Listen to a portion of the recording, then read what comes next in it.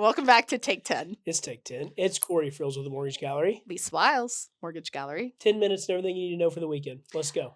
Also, to give you one thing to make your life easier as Save a a deal. realtor, save a deal, make a deal, all the deals. That's the goal. We start with the market, though, because we want you to be the smartest person in the room. That's the So only thing I can talk about. take it away. 30-year average fixed rate today, 6.07. Wait, that's lower than last week we Yep. talked. Yeah, a little better than last week. Not much, but Yeah, a something. little better than last week. We bottomed out middle of January at 5.99. Mhm. RIP fives. We Hmm. saw it for a day. Hmm. But consumers still think they are, which is good for us, kind of. Wait, didn't the Fed meet? They did. They met yesterday and talked about nothing. They didn't do anything. I mean, we kind of love that, though, right? Yeah, it's fine. Everything's flat right Yeah, now. it was fine. They talked about not doing anything this time, so it's Yeah. fine. Okay. No big changes in the Fed policy statement yesterday, like we typically see. Mhm. Although Trump did nominate his next Fed chair. Literally this morning at like what, 7 a.m. or something. Yep. What's his name? Warsh. Kevin Warsh, Like, like wash, but in the South. let's worship the Federal Reserve. Kevin Warsh. He's in charge. Split opinions on Kevin Warsh. Okay. If you follow Housing Wire, Logan Motoshami is their economics guy. He hates the idea of this guy. He's like, he was the worst pick. Biri Habib, however, who's also a guru, he likes Kevin. Kevin has apparently been critical of the current Fed for not looking forward, and he believes that that's going to be a good thing. President Donald Trump weighed in and said that he has great hair, which is important. That goes really far.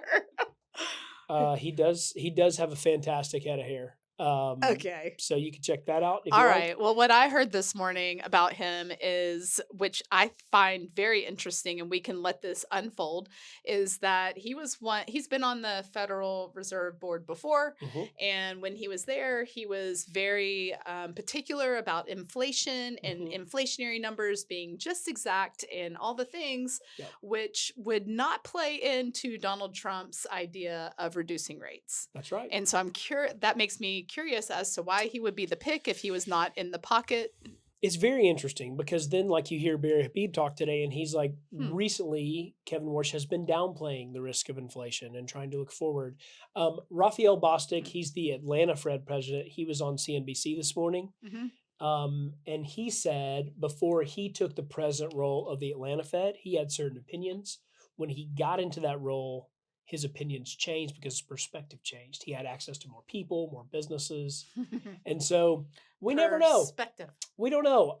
I will say I'm surprised because I thought Warsh was the least yes man of all of the people in there. Maybe he And wants people to feel that way then. So it gives him more legitimacy in the future as to the decisions being made by the Fed, because he maybe. needs the investors to back it. That's Because right. no matter what the decision is made by the Fed, the investors get to interpret that. And They if set they the feel market. that they have a puppeteer in the back pulling the strings, Yep.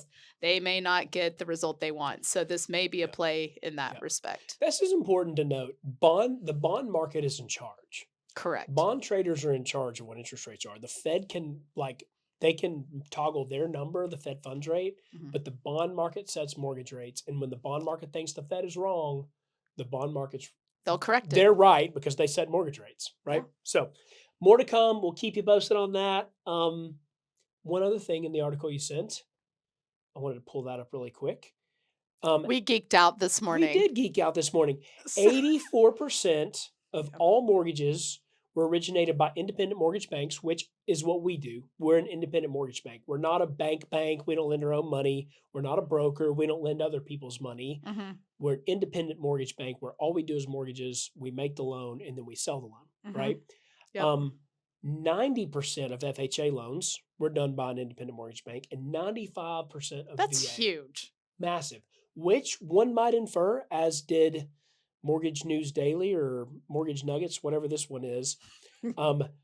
IMBs now handle the vast majority of loans made to first-time and lower down payment borrowers through federal programs. And do you know what that means? Basically, the IMBs are going to control the market going forward, as long as they have a good strategy for follow-up, which is a great segue to where I want to go from here. It is the end of the month, and there are two things I think that we should touch on that we do really well, and Yep. that would actually help your business if you think about it in this overall holistic perspective.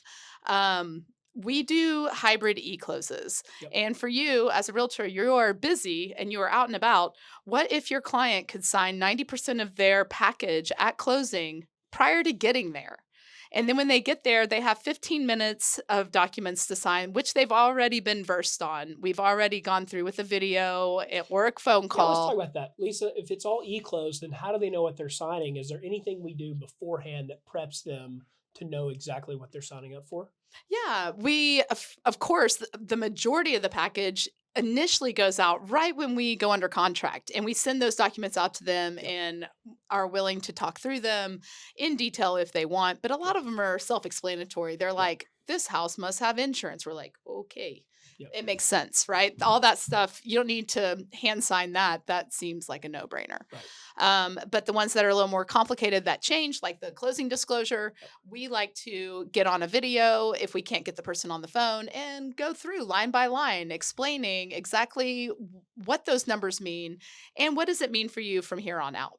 That's right. We actually screen share our screen with the closing disclosure, go line by line Mhm. all the way down the CD.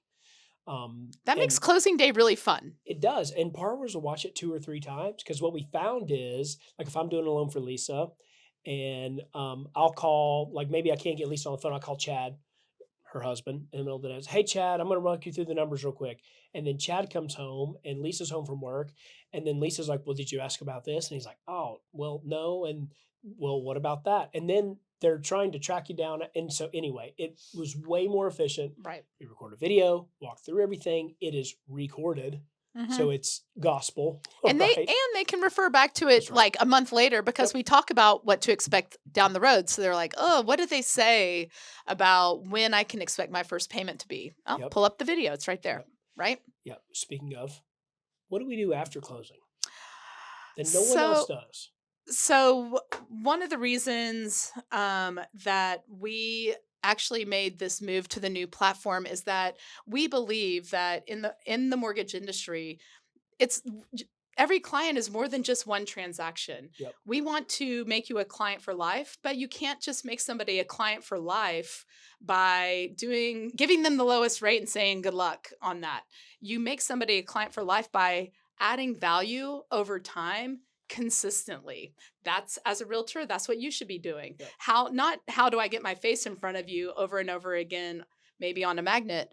How do I add true value? How do I partner you with people that you need to be partnered with in the future to help maintain your home? Or how do I make things easier for your family Yep. relocating? Or how do I add value? What? Magnets are a great idea, though, Oh, yeah, with we the love QR magnets. code Yeah, in our sorry. That face is just, is something we do. yeah, something we do too. I mean, it's good to have consistency, but it's also good to add real value Your face. So, everywhere. post-closing, Yeah. yeah, And so something that has become a staple to our value add is, and honestly, I believe that the real value happens after closing for that's us right. at this point Yep. because we have a client success team Yep. that will step in. And we had a call today, which was so impactful. Tell Corey, tell them a little bit of some of the things that this client success team will go through with their client, Yeah. and how many times Yeah. the touches are. Yeah, so the first time they contact the client is when that loan gets sold into servicing, because that's always a big point for the borrower's like, oh gosh, who has my loan now? Where do I make my payment? Mm. So the client success manager will call them. They'll log into the portal with them, help them get their first payment set up. They also log them into a service that we provide to them free of charge called Home Binder, which is like a home maintenance schedule. I mean, this is so cool. It's really cool. Like, it'll tell you to change your air conditioner filters. It'll tell you It'll to, prompt you for that. yep, you need to maintenance your oven. You need to service, like, etc. So all of your stuff, it'll prompt you for it, and it really sets, especially first timers up. It sets them up for success as a homeowner in the long But term. also, like, what about investors that have multiple properties to manage? What a cool hub of Super cool. information for all of their properties, right? Yep. And then we also do home report, which some of you have probably seen, where we track the That value of your email where home. we tried to sell you your office. Yeah, don't worry about that. Don't We worry about fixed it. that. We It's fixed it. fixed now. and it was a thing, and now it's fixed. But home report, it tracks the value of their home. It's a lot like HomeBot if you've ever used that. It tracks the value of their home, and if they're looking to sell, it shows what they might net, or if they wanted to borrow more against it to pay off debt. It's a really cool tool.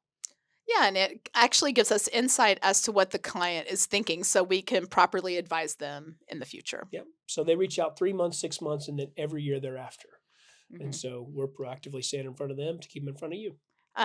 Also on the side, they'll bring up questions that are pertinent to an overall holistic financial situation. Like, have you thought about what the game plan is if something happens to you? Who does the house go to? Do you need an estate planner? Do you have a financial advisor to help you make these decisions on where to invest the inheritance that you just received, that That's you right. just told me about, or whatever the case may Yep. be? Do you have life insurance to Do you have cover the life mortgage insurance? balance? We don't sell insurance, but we can point them No. to people that do. So, Correct. And so just creating more of a hub of information for financial literacy and financial well being. And truly, your home is your basis for generational wealth. That's how you will pass wealth on. That's how you can create wealth fast if you do it the right way. that's right. And you just need sometimes a little help from your friends. That's what we're here for. Yeah. We're at 10 minutes. All right. Y'all have a great weekend. Stay warm. We work after hours and weekends Hit us on our cell phones. unless we're making snowmen.